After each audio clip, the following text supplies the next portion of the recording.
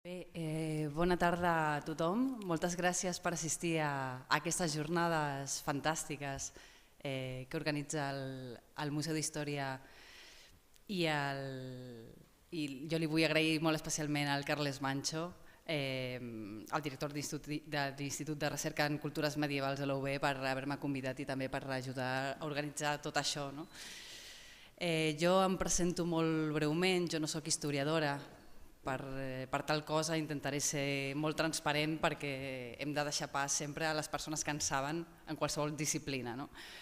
Jo soc la directora del programa de Història i Art Clàssic de BTV, Cròniques de Barcelona, i jo el que us voldria dir, per fer un apunt previ abans de donar pas a aquestes eminències, a aquestes tres eminències, és que des de la meva professió sí que jo sento i vull compartir amb vosaltres, amb tots vosaltres, que el periodisme també està en deute amb els historiadors, amb els investigadors, amb els arqueòlegs, amb els experts en art, amb tota la gent que realitza una tasca impressionant als museus, als instituts de recerca, a les universitats, i en els quals sempre, malauradament, se'ls dona molt poc focus mediàtic. La meva experiència al front d'aquest programa de Història i Art, quan me'l van proposar, jo el vaig vendre, però també vaig pensar com es pot explicar la història i l'art clàssic a la tele, perquè tothom et mira d'una manera rara de dir, però i això, és a dir, això serà un rotllo, no? Llavors nosaltres hem intentat demostrar que no té per què ser un rotllo i que les coses només depenen de com s'expliquen, perquè també el món de la medicina és un rotllo a l'hora d'explicar-lo, però també és molt necessari que se sàpiga. Llavors, aquestes jornades com aquestes són essencials, jo vull seguir en contacte amb tots vosaltres, estic entregada a la causa i a la vostra disposició totalment. I també el que us voldria dir ja per acabar, que aquestes jornades fetes aquí, a 300 metres gairebé del call jueu, on a l'època medieval es va viure el que es va viure, com van conviure dues comunitats fins a un moment horrible, a l'any 1391, és a dir, aquella matança, més o menys em voldria equivocar, uns 200 jueus morts. És també un luxe poder parlar d'aquestes coses i amb la perspectiva tan diferent que ara us presentaré d'aquestes tres expertes, amb vivències personals i punts de vista molt diferents entre si, ara ja les coneixeré una mica més, i és un luxe poder sentir-les justament aquí, això a 300 metres, on van passar uns fets tan importants. Per acabar, dues idees molt breus, que és el meu missatge cap als historiadors i tots els que esteu tan implicats en la història i en l'art, i que també ens ajudeu a que la resta de persones ho coneixem, que sou tan importants que sense vosaltres la història s'atura. I us heu de recordar d'això, sense vosaltres la història s'atura.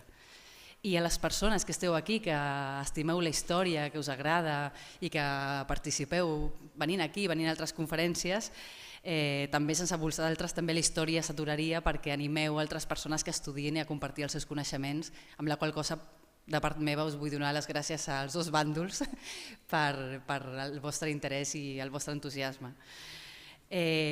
Començo a presentar-vos. Primer us vull presentar la Meritxell Blasco.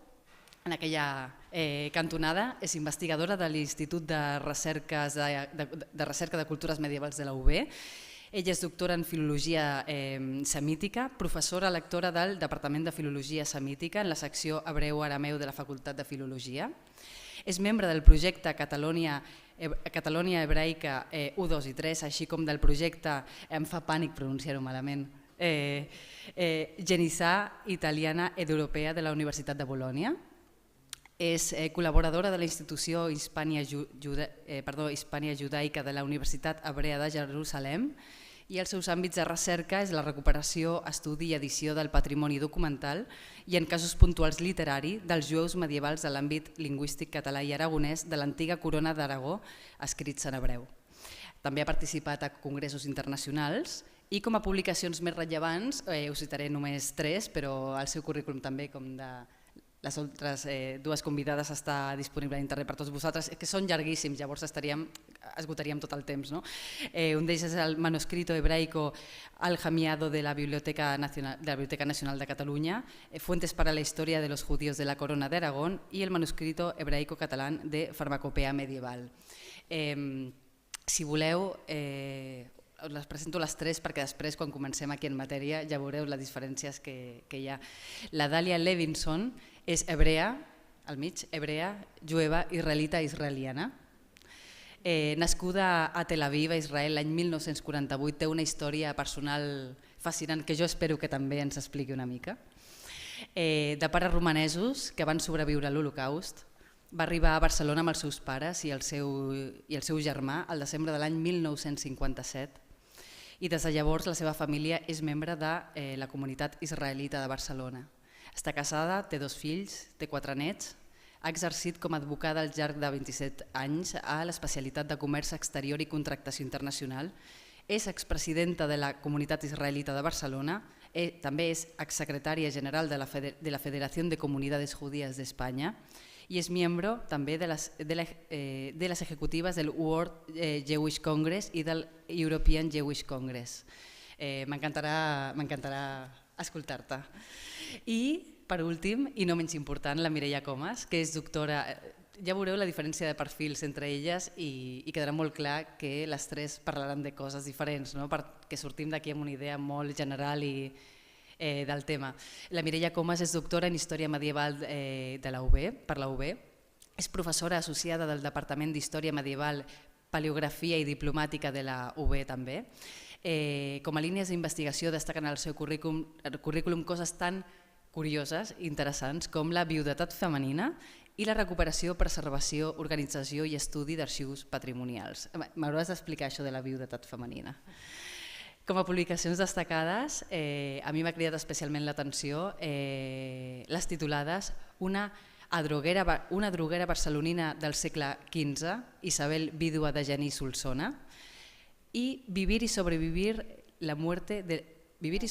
tras la muerte del marido, la suerte de las viudas de la Barcelona bajo medieval. Com a altres publicacions també tenim Palabras y actitudes de las mujeres de la Cataluña bajo medieval ante las violencias y las injusticias, que no devien ser poques tampoc, no? Bé.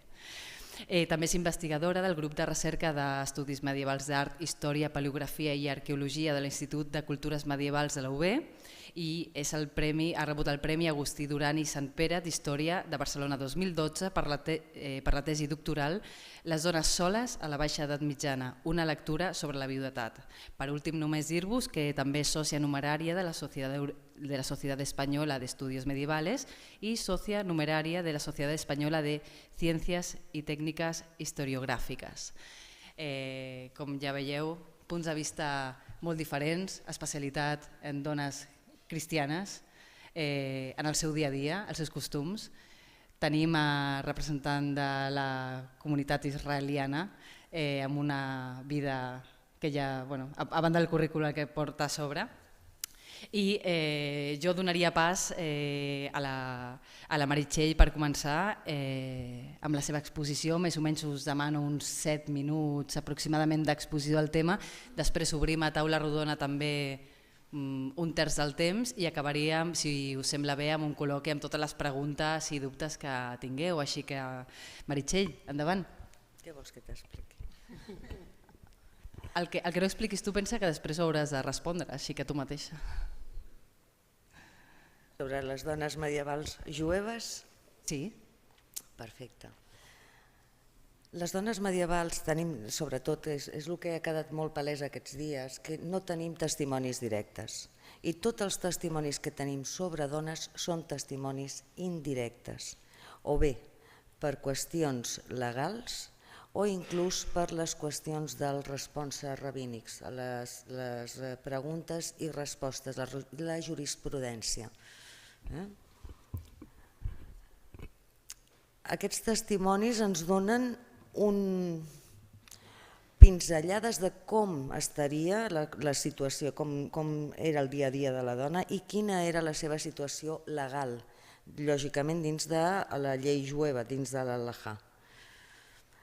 Sobre dones hi ha una cosa que no s'ha comentat i m'agradaria, que és les diferents condicions que té la dona jueva que no té la cristiana.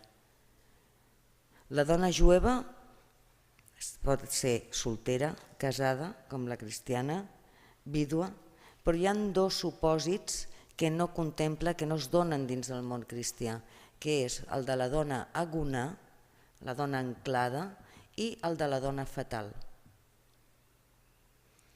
La dona agonà és la dona que el seu marit desapareix, o bé perquè va a buscar tabac i no torna, o perquè se'n va a un viatge i naufraga, o hi ha 50.000 supòsits. El que sempre, en casos de que el marit desaparegui i amb un accident es mati, per poder-lo donar per mort té d'haver sempre un testimoni. La dona agonà, aquesta que el marit ha desaparegut, no es pot casar, no es pot tornar a casar, no es pot considerar vídua i és una dona anclada. Això, aquest supòsit nosaltres no el tenim dins del món cristià. I l'altre supòsit, el de la dona fatal, que deixi el títol molt... La dona fatal és aquella a la que se li moren més dos marits, són Dàlia o tres? Tres. És a dir, això és una cosa, no és que el mateix, no és com el cas de la Dulceneus, sinó això es donava sobretot en matrimonis amb homes molt grans i noies molt jovenetes. Aleshores era fàcil que s'anessin morint els marits per vells. Quan se'n moria el tercer marit, tu ja entraves dins de la categoria de dona fatal i no et podies tornar a casar, que no fos cas que se't morís el quart. Sí que s'han donat en època medieval algun casament de dona fatal, un casament així molt amagat, amb un rabí així una mica conxavat, i aleshores aquest matrimoni sí que no es podria dissoldre, era l'única manera. I aleshores em volia ressaltar aquests dos estatus de dona que passa dins del judaïsme però que no passa ni amb el món catòlic ni amb el cristià en general.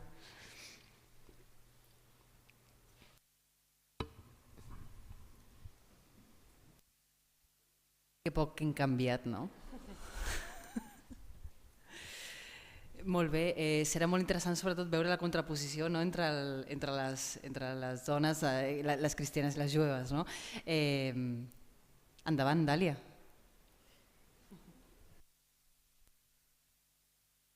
Buenas tardes. Primero de todo, muchísimas gracias por la invitación. Segundo, mi total admiración ante las personas tan estudiosas que tengo aquí, que me hacen sentir muy mal, porque yo no soy una estudiosa del judaísmo, yo soy judía, entonces una judía activa, y no he estudiado tanto esos temas, sino que he vivido el judaísmo. Quizá para resumir, la mujer o el judío del siglo XX o XXI, se podría decir, como me dijo en su momento un embajador de Israel en España, mira, dice, cuando a alguna persona le preguntas el nombre, pues entonces te da un nombre y dos apellidos, o un apellido, depende del país donde esté, normalmente te da esto. Cuando a un judío se le pregunta el nombre, te va a dar una historia. Efectivamente, yo, como habéis oído, yo llegué aquí con 9 años. Y claro, mi nombre completo es Tamar Dalia Levinson Markovich, o sea que ya, bueno, tú que tienes un nombre también extranjero aquí, pero quiero decir, hace 50 y tantos años era todavía más complicado. Entonces, claro, ¿qué es lo que te preguntan? ¿Y esto de dónde es? Y, ¿es inglés? No, es... Entonces, no, y sin que dice, no, bueno, mire, yo es que he nacido en Israel. Bueno, pero el Levinson que es alemán, no, mire, es que mis padres eran rumanos, askenazíes, y entonces esto viene del alemán antiguo del Yiddish. Y Markovich, bueno, pues que mi madre era de Rumanía, al lado de Yugoslavia, además no era judía, y entonces se encontraron. Y bueno, y a partir de ahí hay una historia. Aparte, yo soy segunda generación, lo que se llama de los hijos de los supervivientes del Holocausto, que, pues claro, esta es otra historia en sí misma también, es que es una historia muy complicada, la cual tú llevas la carga de ella y la llevas y es parte de tu identidad, pero es toda una historia, ¿no? ¿Y cómo se salvó tu padre? ¿Y cómo conoció a tu madre? ¿Y cómo es que llegaron a Israel? Pues se escaparon. ¿Y cómo? Bueno, entonces es toda una historia que cuando yo, hasta que alguna vez me da un poco de angustia, porque si empiezo a explicarla, digo, no, es que esto es una historia. Y luego, bueno, pero cuando se escaparon de Rumanía, tus padres, pues mire, se escaparon en un barco y los encerraron los británicos en los campos de concentración de Chipre. En Chipre, ¿y por qué? Porque no se podía entrar en Palestina. Bueno, ¿y usted cómo es que ha nacido en Israel? Bueno, todo son una historia que tienes que ir añadiendo y vas formando bueno, todo el puzzle que es el que me da mi identidad, el que nos da la identidad a los judíos pues, del siglo XXI y XX. Y entonces, volviéndonos hacia un tema que quizá es lo más importante, hablamos de la dona jueva, ¿no?, en la Edad Mitjana. Bueno, pues entonces quizá la pregunta sería, ¿y qué es ser judío? ¿No? Porque esta es otra, digamos, no sé si es la primera pregunta de todo. Yo soy judía porque así me lo han transmitido. Así me lo han transmitido en mi familia. Desde que soy pequeña, yo ya a los 9 años, pues ya hablaba 4 idiomas, no porque fuera lista, ni muchísimo menos, sino porque mi padre hablaba un idioma, mi madre hablaba otro idioma, luego nos fuimos a vivir a Brasil y hablábamos otro idioma, después vinimos de aquí y hablábamos el castellano, después fui al liceo francés, estudié el francés y después estudié el inglés, pero quiero decir que no es ningún mérito especial, sino que es una cosa dada. Para mí es una cosa muy natural. Yo con 9 años pues sabía dónde está Bucarest y dónde está Praga y dónde está Budapest y dónde está Berlín. Y si se preguntaba pues a alguien en el colegio, aunque fuera un colegio como era el liceo francés, pues tampoco lo sabían demasiado. Pero yo no lo sabía. Quiero poner el acento en este tema, más allá de que yo sea o no sea inteligente, digamos, depende cómo, pero que los conocimientos que tenemos los judíos y que forman la identidad de una persona es debida también a esta historia que se ha ido, nos ha hecho movernos de un sitio a otro. O sea, en la edad media, en la época medieval, es muy curioso estudiar el tema porque están asentados los judíos, están en Italia, están en Francia, ellos se sienten, son judíos, pero están asentados allí y salvo persecuciones de tanto en tanto, pero bueno, están arraigados en estos países. A partir de la Inquisición y de todas las demás persecuciones, pues bueno, forma parte también de nuestra identidad el saber que somos judíos y que no nos quieren, que no somos muy queridos. Eso es una realidad. En algunos sitios nos quieren más, en unas épocas nos quieren menos, etcétera. Bueno, eso también forma parte de nuestra identidad. O sea, el saber si alguien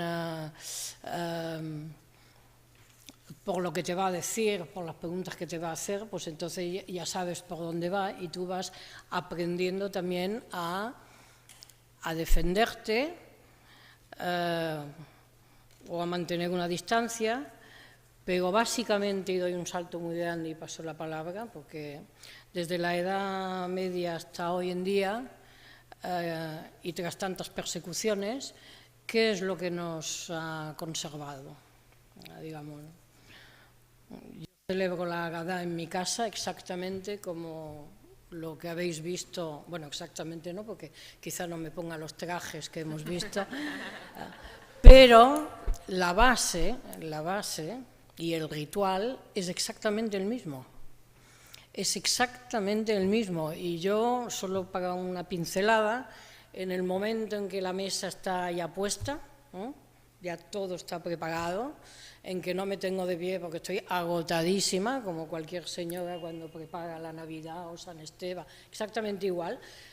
Cuando ya está todo,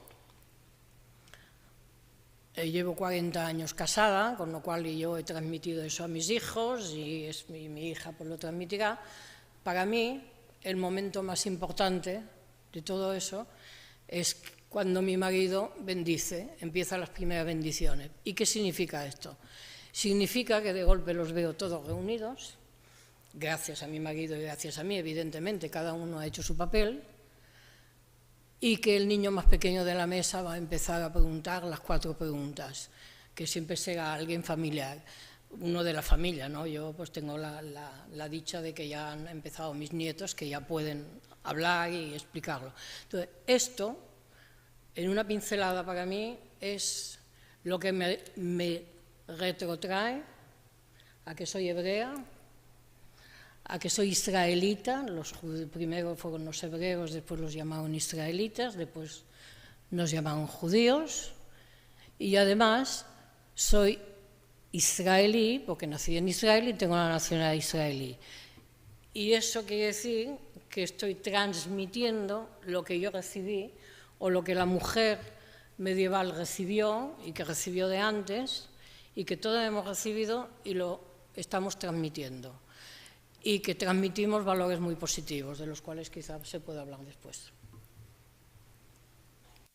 Moltíssimes gràcies, molt interessant. Mireia Comas, endavant. Passa una mica com la Meritxell, no? Que explicar així de cop i volta en poc temps com eren les dones medievals cristianes és una mica difícil. I sobretot perquè l'edat mitjana són 1.000 anys i per tant explicar 1.000 anys del que passava a les dones medievals doncs gairebé en 7 minuts gairebé és impossible. De totes maneres, per exemple, potser enllaçant una mica amb el que deia la Dàlia, doncs les dones tenen un paper molt important en aquesta transmissió, una transmissió de coneixements, i també potser enllaçant amb el que deia la Meritxell, tots aquests sabers, aquestes pràctiques que difícilment ens arriben quan parlem d'història, perquè les dones més aviat són protagonistes de les relacions humanes més que no pas les relacions de poder, que és el que s'acaba explicant quan parlem d'història. I potser seria enllaçar aquestes dues visions. Sí que podem dir al llarg d'aquests 1.000 anys que l'evolució de la dona, la condició social i jurídica de la dona cristiana medieval empitjora molt, i sobretot empitjora a partir de la introducció del dret romà. I només 2 coses per veure com empitjora, per exemple, amb el dot, i parlant de l'ús de fruit de les vídues. Si parlem del dot, veiem com a l'alta edat mitjana el dot s'entén com una aportació del marit al matrimoni, com un valor, la dona és considerada com un valor afegit en el matrimoni i per tant es paga aquesta aportació de la dona. I per tant és la dona que acabarà a partir del segle VII, amb Xintas-XX, que és un rei visigot, estableix que la dona té un 10% dels béns del marit. De manera que qualsevol transacció que es feia amb els béns del marit, la dona hi havia de donar el seu consentiment. Arribem a la baixa edat mitjana i tot això canvia i, per exemple, el dot ja no és una aportació de la dona, sinó que és una aportació al revés, és una aportació de la dona i, per tant, ja representa que és obligatori i, a més, la dona esdevé una càrrega pel matrimoni i, per tant, ha de sustentar les càrregues del matrimoni. Qui ho fa és la dona, perquè veieu aquesta diferència de l'alta a la baixa edat mitjana. O, per exemple, amb l'ús de fruit, a l'alta edat mitjana la dona era automàticament, quan es moria el seu marit, era usufructuària dels béns del marit, sempre que es mantingués casta i no es tornés a casar, òbviament. Perquè que la dona es mantingués casta era una de les preocupacions que tenien tots els homes medievals. No sé si els jueus, però els cristians, moltíssim.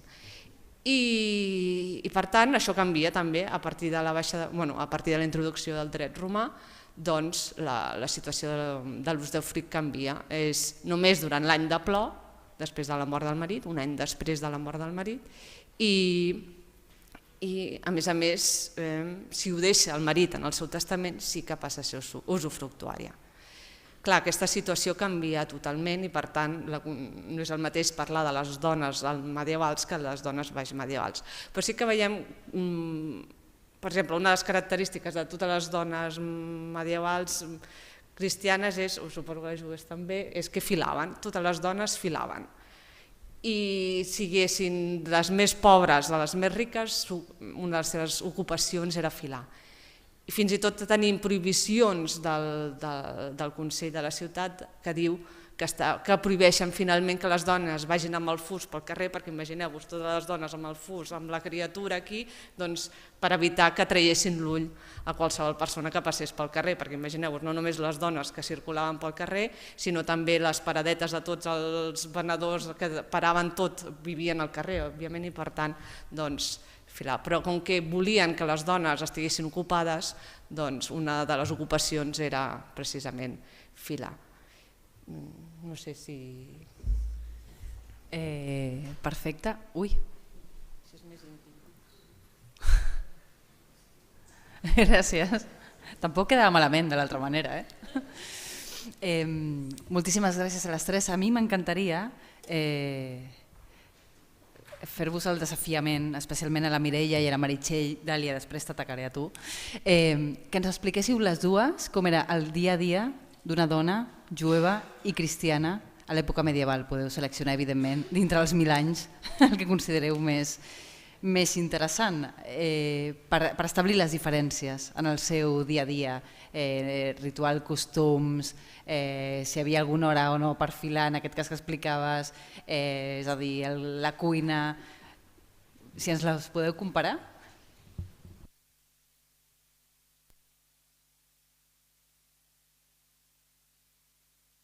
La pregunta. La dona aquesta jueva medieval, quin poder econòmic té? Perquè estem com ara.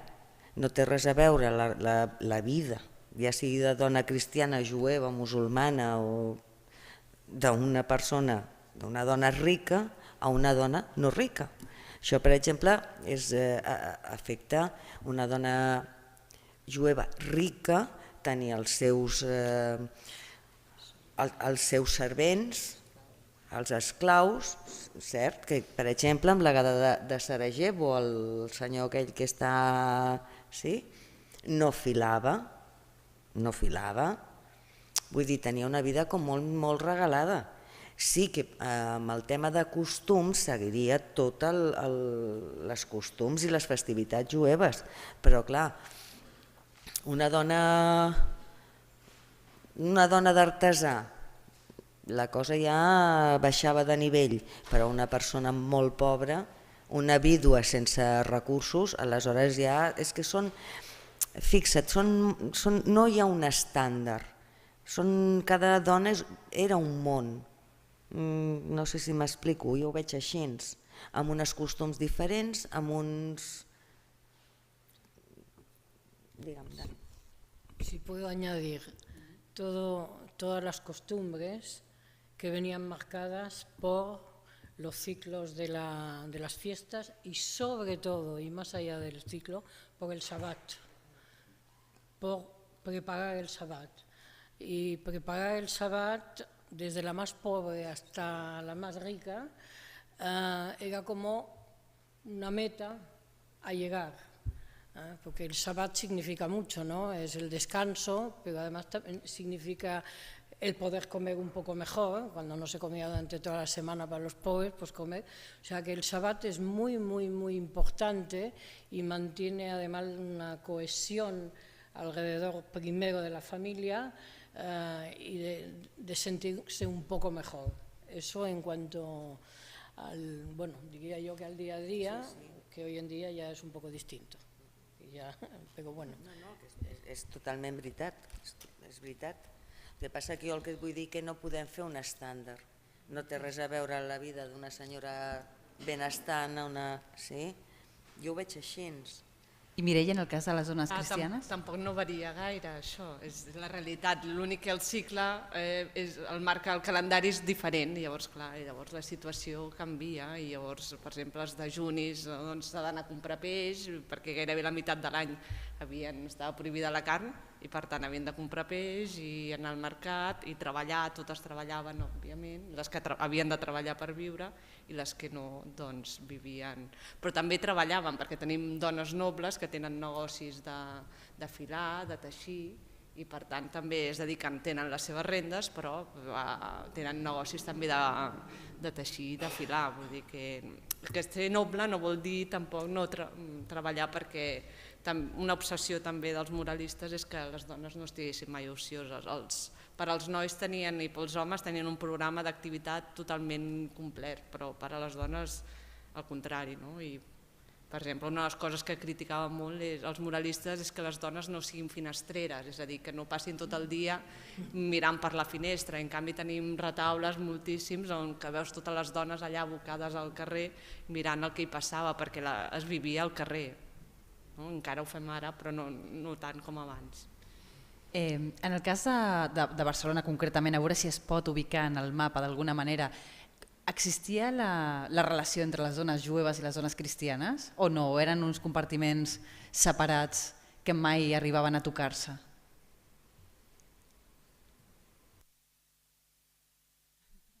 Mireu desafiants, m'encanta. No, és que dic, comença tu. Aviam. És que la relació entre cristians, jueus, musulmans, a vegades depèn molt de l'època. Hi ha èpoques més dolces i aleshores les tres societats o les dues societats interrelacionen molt més. Però a vegades caiem, anem d'un extrem a un altre, sí? O poder amb aquest aire nou de la suma de cultures, m'explico, no s'avenien tant. Jo penso que no s'avenien tant. El jueu, era propietat del rei i aquí s'acaba tot. I estava perquè era propietat del rei. Quan al rei ja no li interessava, ja vam veure que va haver l'expulsió. Que possiblement les relacions personals entre jueus i cristians, relacions ja del tu a tu, no fossin o fossin en alguna època dolces, no et dic jo que no, com la relació entre jueus i musulmans. Jueus o musulmans en època medieval són comunitats paral·leles, cada una es dedica a coses diferents en quant a oficis, però sí que tenim casos de jueus que demanen préstec a musulmans i que sabem per altres documentacions que són amics, que tenen una relació estreta. Clar, tu com ho veus, Mireia? Si no ho trobaríem a la documentació més, i a la documentació difícilment, sí que els trobes, però és molt difícil trobar, tenim moltíssima documentació, per tant si fos molt habitual trobaríem més... Clar, trobes algun contracte... Trobes contractes, per exemple, també hi ha tot el tema de penes, els jueus que anaven al call a jugar daus, els jueus, els cristians que anaven al call a jugar daus, vull dir, però clar, és que és el que tu dius, l'edat mitjana... Potser l'alta edat mitjana és un plaç són molts anys, amb reis molt diferents, amb circumstàncies, i això pot variar, va variant. Suposo també a partir de la formació del call, doncs clar, la relació hi ha unes parets, que encara que no vol dir que fos un lloc tancat, però vull dir que hi circulaven, i tenim dades, sobretot al principi, que hi vivien cristians dins dels carrers del call pròpiament dit. Per tant, a mesura que es va tancant i llavors amb la desaparició ja està. I la visió de l'amor de les dues dones? Era mateixa? Era diferent? L'amor és un sentiment universal, no? Però imagino que tindria manifestacions també culturals molt diferents. Primer, amor i matrimoni estan deslligats. Totalment. Vull dir, diu... Si vas per l'amor de matrimoni, és el que diu la Mireia, és un contracte. Dins de l'àmbit jueu, la dona quan es casa amb un home, el primer que s'ha de redactar és la ketubà, que és el contracte matrimonial. I és tan important que si es perd la ketubà, això tenim documentació medieval, que en algun cas que la dona perdia la ketubà, no podia conviure amb el marit fins que es fes la còpia de la ketubà que s'havia perdut. Potser més alguna l'hauria perduda voluntàriament. No, perquè això et donava la seguretat de el que podries heretar, el que cobraries si tenies, perquè hi ha ketubot, hi ha contractes matrimonials que moltes vegades, sobretot amb gent de diners, que el nuvi aporta uns diners i a vegades, com és un nuvi molt després, pot dir per cada fill que em dongui la dona pagaré un plus més. Vull dir, clar, i la ketubà a la dona el que li assegurava era què passaria si es divorciava, si quedava vídua, si en cas d'herència. No és que jo la perdo, sinó que jo la conservo. A més, hi ha un detall que, per exemple, totes les ketubot medievals, totes són de pergamí. I el pergamí en època medieval era molt car. Era una joia. Clar. I eren de pergamí per què? Perquè allò tenia de durar tota la vida, per assegurar el teu futur. Mireia? Per exemple, Francesc Eiximenis diu que la dona que estimis no és amb la que t'has de casar, perquè llavors porta problemes. I llavors has de buscar la dona fora del matrimoni. No, em sembla que, no ho he dit Francesc Eiximenis, no, em sembla que ho diu Bernat Metge. I per tant, òbviament és clar que d'amor al matrimoni només porta problemes, això sí que també ho diu Francesc Eiximenis. També els capítols matrimonials és el que marquen també per les dones cristianes, no només les aportacions tant de dot i esponsalici, que és l'aportació del marit, sinó que també diu què passarà en el cas de tenir fills, i no són tan esplèndids, els cristians no fan regals per fills, però sí que estableix què passarà amb el dot, si passarà als fills, què passarà amb l'esponsalici, amb què podrà tastar la dona a partir dels diners que aporta el matrimoni. Per tant, vull dir, els capítols matrimonials regulen la institució matrimonial i s'havien de fer, sense capítols matrimonials no pots casar, perquè és on diu el dot que portes, i si sense dot no et pots casar. El que tu dius, l'amor, saps allò, la idea de l'amor, per exemple, als llibres de medicina tens moltíssimes fórmules perquè t'estimi tal noia... Explica. Meritxell, explica. Si vols t'explico una, però és difícil. Bueno, ho podem intentar. Jo us l'explico. Heu d'agafar un gall negre, això està a l'abast, sí? Perquè la llet d'ossa... Degollar-lo i amb la sang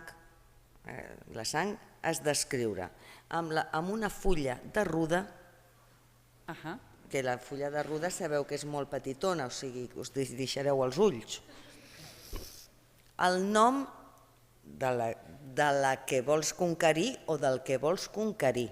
De la víctima, vaja. De la víctima. I del seu pare.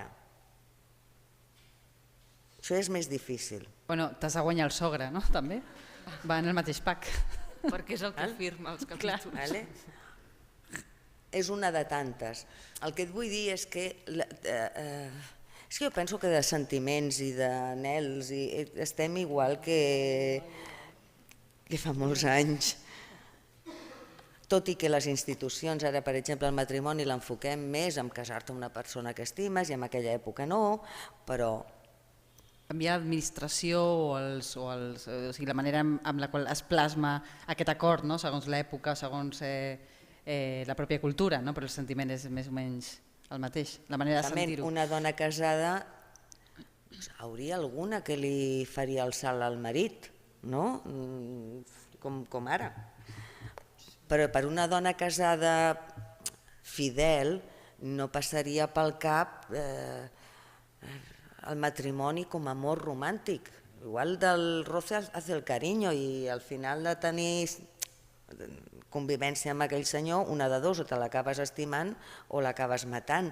Vull dir, això passa a vegades. Hi ha moltes rises a la primera fila, no vull preguntar. Home, una opció era el rapte. Ah, sí?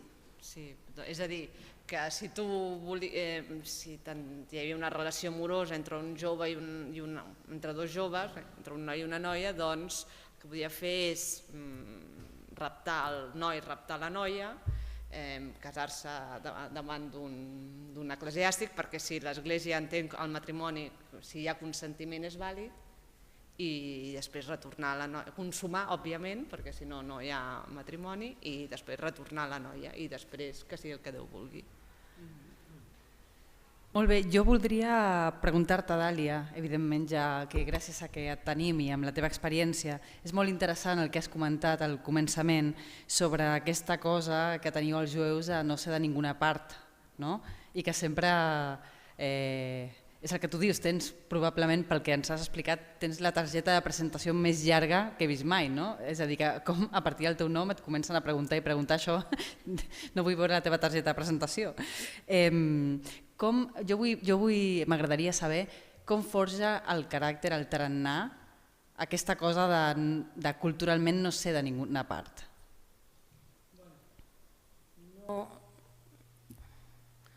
Bueno, si se ha entendido así, no, yo siento, no es que no soy de ningún sitio, yo soy judía, esta es mi identidad. Después viene, pues yo soy de Israel, porque yo he nacido en Israel, o sea, por mucho que mis padres sean de Rumanía, hasta me hicieron en Rumanía, porque mi madre entró ya embarazada de mí en Palestina, y yo nací justo unos meses después de que se declarase la independencia de Israel, porque yo soy de Israel. Esto es una cosa, Israel. El resto de los judíos, como la mayor parte de mi vida la he vivido fuera de Israel, y todos mis amigos y todas mis familias y mucho más amplio, somos judíos que vivimos en países. Entonces la gran pregunta, una de las preguntas que nos dicen, ¿son ustedes jueus catalans o catalans jueus? Ajá. ¿No? Que es más o menos lo que sí. iría a pagar tu pregunta, y esa misma pregunta pues se le hace a los franceses, a los ingleses, a los alemanes, a todos los judíos en Estados Unidos, donde sea. En la mayoría de los casos se pone el judío por delante y luego pues soy un judío francés o soy un judío inglés. En la mayoría de los casos, pero no en todos, claro.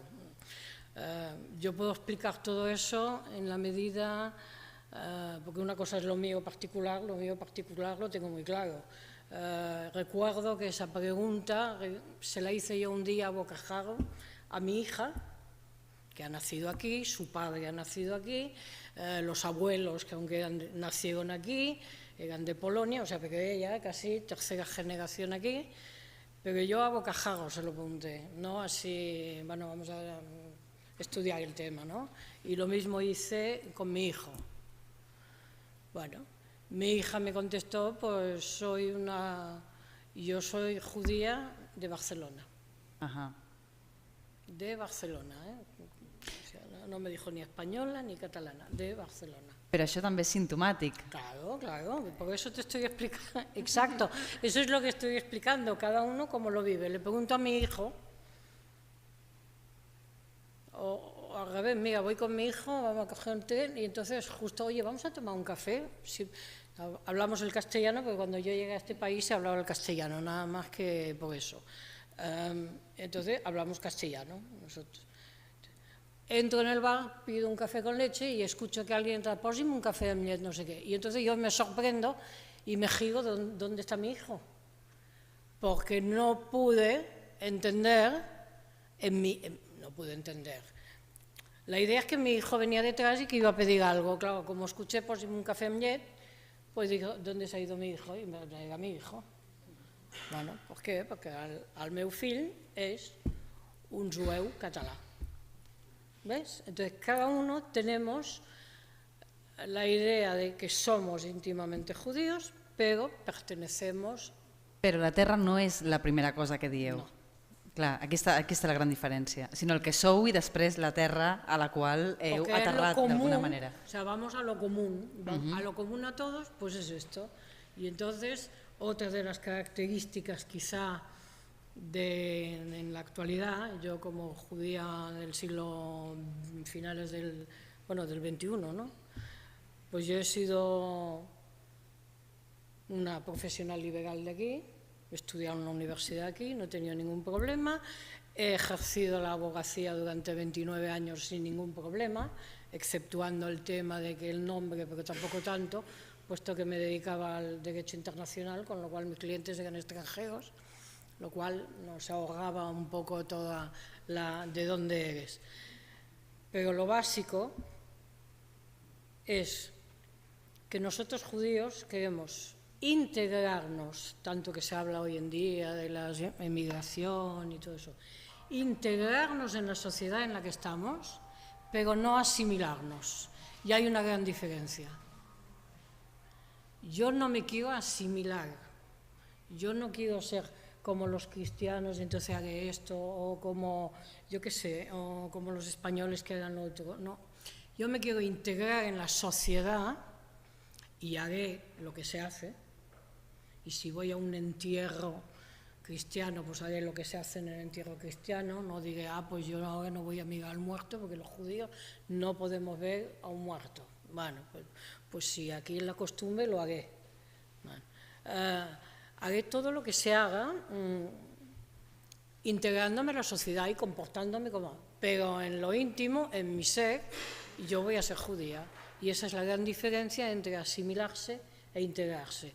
Y ese es el trabajo que tienen las comunidades. Por ejemplo, has explicado que he sido presidenta, creo que también es importante que se sepa por qué vivimos en comunidad. Vivimos en comunidad precisamente porque nos necesitamos el uno al otro, para que yo le explique a mis hijos, pues nosotros hacemos esto, porque ellos son pequeños, también te dicen, oye, pero yo quiero als Reis, y por qué al Papá Noel pues no me importa res, pues... y tienes que... pues bueno, pues tienes que hacer lo que puedas, como entiendes que puedes, pero te das cuenta que le vas a enseñar que él no es exactamente igual que el resto, es decir, vivir en minoría. Difícil això, Una minoría, que esto es un tema también, claro, eso también nos marca, somos una minoría, insisto, que se integra en la sociedad en la que está, pero que no se asimila. Y la función de la comunidad es permitirnos estar entre unos, rezar o tener un entorno social, religioso, de amigos, poder cumplir con tener un cementerio judío, porque al final si nos morimos queremos ser enterrados como judíos. Yo quiero que me entierren en Collserola, fíjate, en Collserola. ¿Por qué? Porque en Collserola hay un cementerio judío. Y fijaos que yo os digo que soy de Israel, pero he vivido mi vida aquí y me parece que la acabaré aquí, ahí está enterrado mi padre. ¿Entiendes? Estos son los matices que hay que tener en cuenta cuando uno es minoría. Y la comunidad te permite tener todo esto, para los más religiosos, para los menos religiosos, los que van a la sinagoga a rezar, los que no quieren rezar pero van de tanto en tanto, pero la comunidad hace la función de la gran familia judía. I ja, Dàlia, per acabar, vull fer-te una pregunta abans de començar o donar peu a alguna pregunta que tingui la gent que ha vingut aquí tan amablement a escoltar-vos. M'agradaria que acabessis d'una manera molt, molt breu amb aquesta taula rodona. Jo vull preguntar-te perquè si no em quedaria a gust, però ha de ser molt, molt breu. Almenys a mi m'encantaria saber la teva opinió personal, per l'opinió personal, de tota la vostra història, és a dir, històries de matances, de persecucions, d'holocaust, la manera a la qual els jueus viviu això i porteu això dintre. Quina és la teva opinió sobre tot això que ha passat a tota la teva comunitat?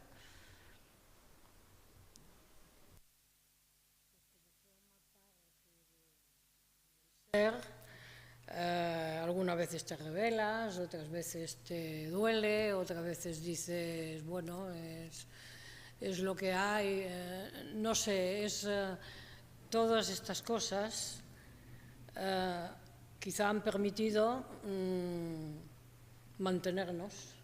Yo te voy a poner un ejemplo, que es que creo que los ejemplos ayudan mucho más que las teorías. Las teorías en lo personal sobre todo es muy difícil. Yo hasta el año 2012, estamos en el 2015, no descubrí la historia completa de lo que le había pasado a mi padre en Rumanía. Yo hasta entonces jamás hubiera dicho que yo era hija de un superviviente del Holocausto, ni yo ni mi hermano lo decíamos. Yo fui a Rumanía y allí con una prima hermana de mi padre, que todavía vive, que ha fallecido el mes pasado, nos explicó todo lo que había pasado a mi padre. Entonces, bueno, lo que había pasado en Rumanía durante la guerra, que él tenía 25 años. Que él no lo había explicado, bueno, todo era, por eso me llamo segunda generación en que los padres no explicaron nada. No explicaron nada porque les daba vergüenza lo que habían pasado, porque es que tú te lo miras bien después y tenés que explicar a tus hijos las humillaciones por las que has pasado, cómo te han pisoteado, es muy duro, es que te da hasta angustia y muchos de ellos no lo explicaron. Entonces, bueno, yo participé en un proyecto aquí que se llama Perseguits i Salvats, que son los judíos que se salvaron a través de los Pirineos, en que me dieron la oportunidad pues, de ser testigo, entonces reconstruí la historia muy bien. Bueno, y entonces al final de todo, yo recuerdo que empecé el tema, porque claro, tienes que escribir algo y decir, y yo dije, lo hago como homenaje a mi padre. A todo esto, debo decir que mi padre falleció hace 32 años, o sea, no es que haya fallecido hace 5 o 6. Y mi madre, como ya no habla, es muy mayor, tiene 93 años, ya no explica aunque quisiera. Bueno, entonces yo dije, es un homenaje. Bueno, queda bien, ¿no? Decir un homenaje a alguien, bueno. Y ahora enlazo con lo que me vas a decir. El otro día me llamaron para dar una charla en el Colegio Judío de Barcelona, en conmemoración del Día del Holocausto, una charla a los alumnos de la ESO. Bueno, y entonces, mientras volví a repasar todo esto, acabé con una cosa. Y entonces empecé, a los jóvenes les dije, la mayoría de estos chicos adolescentes son judíos, pero no todos ellos. Es una escuela que está en Sant Cugat, es una escuela judía, pero también hay no judíos. Entonces yo les dije, bueno, yo voy a empezar esa charla, os voy a explicar en homenaje a mi padre. Y acabaré, os lo digo desde ya, haciéndoos una pregunta. Y la pregunta será, ¿qué homenaje? ¿Cuál es el homenaje que le estoy haciendo a mi padre? Porque en aquel momento cuando revisé, bueno, entonces acabé todo y cuando llegamos dije, bueno, habéis entendido, o sea, toda la historia era lo que le pasó a mi padre, y reconstruido todo, y luego cuando se escaparon, todas estas historias dentro de otras historias. Y entonces, ¿cuál era el homenaje que le estaba haciendo a mi padre? Pues yo le estoy haciendo un homenaje a mi padre, porque a pesar de haber sufrido todo lo que sufrió, a pesar de haber sido un judío de gueto, que también lo sabían, que agachaban la cabeza y no decían nada, porque es que o te la juegas y te van a matar, y eso en el siglo XVI, XVII, XVIII, XIX, en toda la Europa del Este, que aquí no se sabe tanto, pues fue catastrófico. O sea, los judíos los iban matando y se iban salvando y se iban a otros sitios. Entonces, Y mi padre pues era el típico hombre de gueto, el que, bueno, si decía sal de aquí perro judío, pues él se largaba. Y mi hermano, que era un chico de Israel, decía, yo los hubiera matado. Bueno, pues a pesar de todo eso, y a pesar de haber ido a Israel, que se suponía que era la tierra prometida, no pudo aguantar y nos marchamos y pues acabamos aquí en otra historia también, pero a pesar de todo eso, mi padre le pidió a mi madre que nos educase como judíos y nosotros fuimos educados como judíos, mi hermano y yo. O sea, se nos transmitió el ser judíos y el transmitir. Ese es el homenaje que yo le tengo que hacer a mi padre y a todos los que han sufrido esas persecuciones o todo lo que sea, y que a pesar de todo eso están orgullosos de ser judíos porque no tenemos nada de qué avergonzarnos, nada. Tenemos unos valores que a fin de cuentas son universales, has hablado del amor, del matrimonio, todo eso es muy parecido en el fondo, hay pequeñas cosas, pero en el fondo son relaciones de los seres humanos, pero nuestra cohesión son unas costumbres, unas tradiciones, y pudiendo haberlo dejado porque se ha sufrido tanto, mi padre no lo hizo, y como él muchos supervivientes, pues yo le agradezco el que me haya transmitido esto, esa historia, que es parte de mí misma. Y creo que con eso, espero que lo hayan entendido. La ferma convicció. La ferma convicció. Moltes gràcies a les tres. Ataqueu si voleu atacar, perquè ara és el moment. Algun dubte, alguna pregunta, alguna proposta?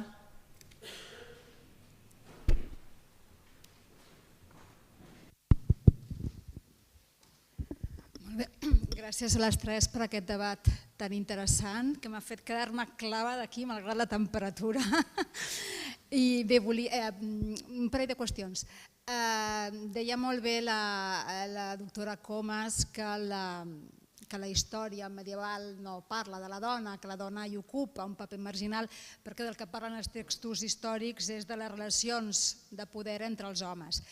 Bé, en el cas de la literatura medieval és exactament el mateix, malgrat l'aparença que pugui donar tot el món de la cortesia, dels trobadors i de la literatura cavalleresca i la proliferació de dones que apareixen, aquestes dones no són més que metàfores, símbols que expressen aquestes relacions de poder masculines.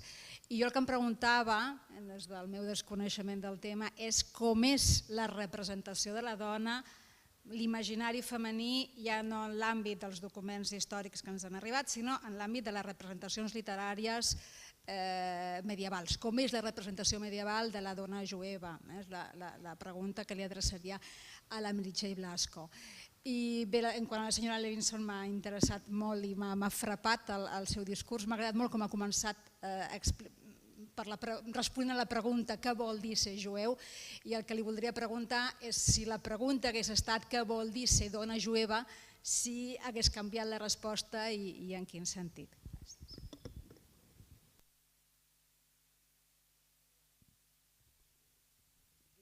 De l'àmbit jueu, la dona sempre té uns referents molt... Hi ha referents femenins dins del judaïsme que són bàsics, que són totes les matriarques. Que de fet són les matriarques per una banda, està Esther, són les heroïnes, són els clixés de la dona jueva, de la dona jueva medieval per excel·lència. Problema, no tenim cap obra, no tenim obres escrites per dones ni protagonitzades dins del món jueu, a no ser que siguin qüestions legals, de dret jueu, de l'ahà. Aleshores, dibuixar aquest ideari és bastant difícil,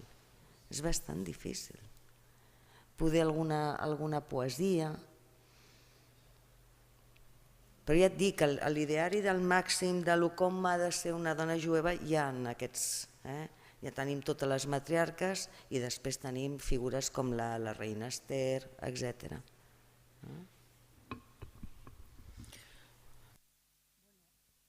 Actualmente, yo diría que sí, que primero soy judía y bueno, después soy dona, soy una mujer. Actualmente no hay, creo, ningún problema, aunque yo soy una generación un poco sándwich, o sea, pero vamos, he sido profesional liberal, he sido hasta presidenta de una comunidad judía ortodoxa, que tiene un rabino ortodoxo, que ha sido la primera vez en Europa. Recuerdo que la primera cosa que me preguntaban, ¿y qué tal?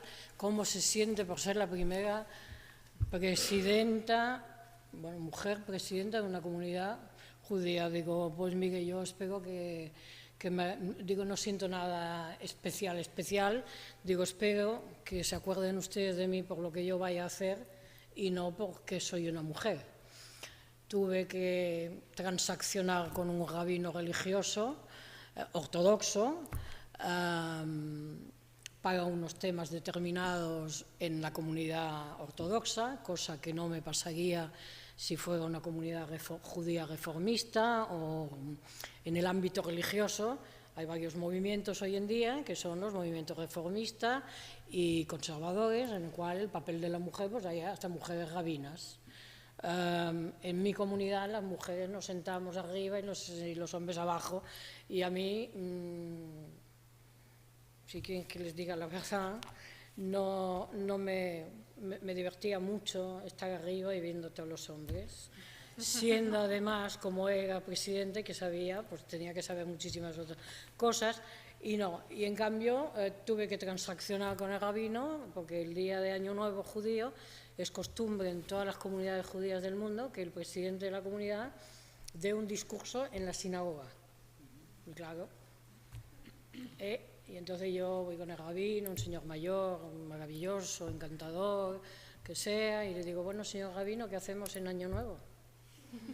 ¿Qué quieres que hagamos? Digo, pues no sé, hay que dar el discurso, ¿no? Bueno, ¿qué te parece si O sea, la sinagoga, para que lo entiendan, es como esta sala y luego hay unas balconadas alrededor, entonces las señoras están arriba. Bueno, pues si te pones allí.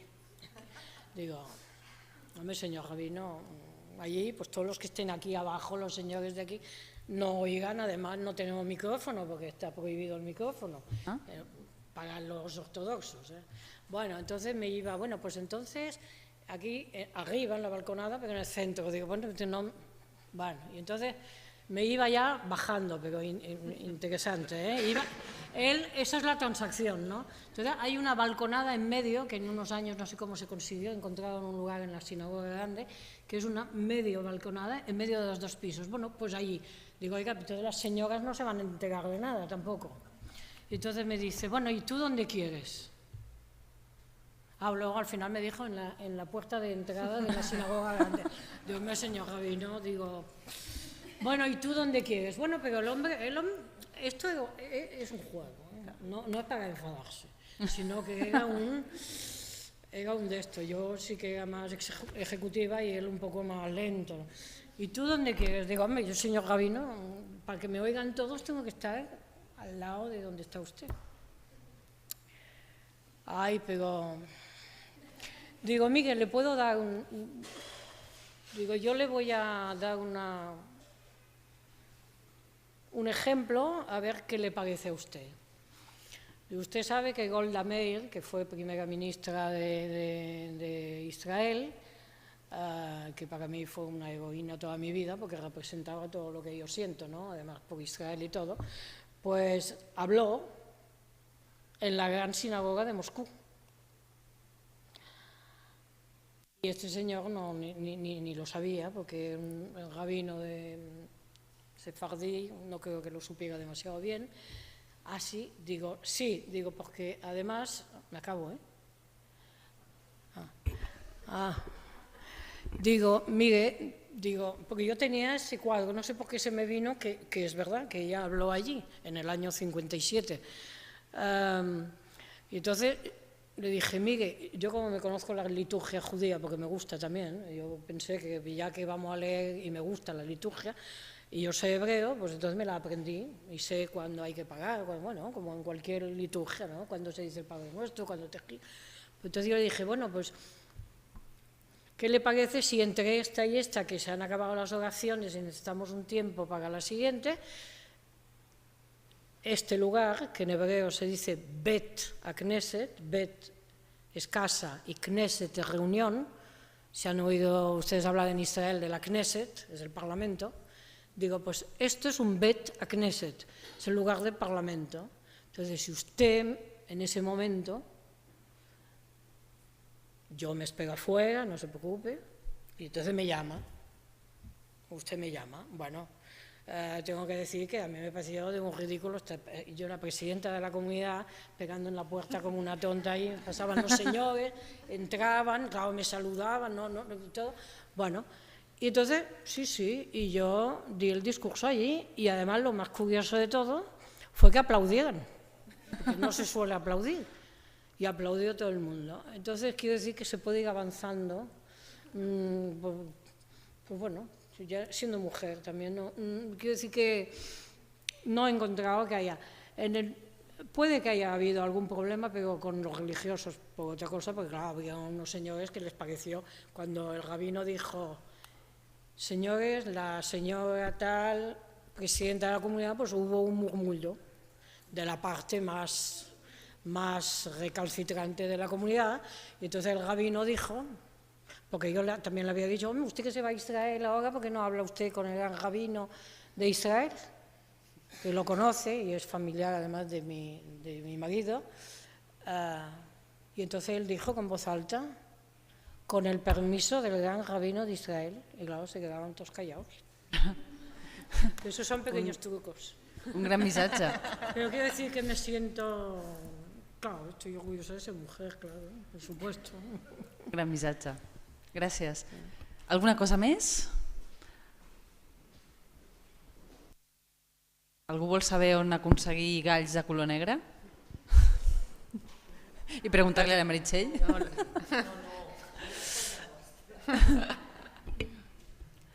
Doncs molt bé. Moltíssimes gràcies a tothom, a vosaltres tres i a tots vosaltres per haver vingut. Moltes gràcies.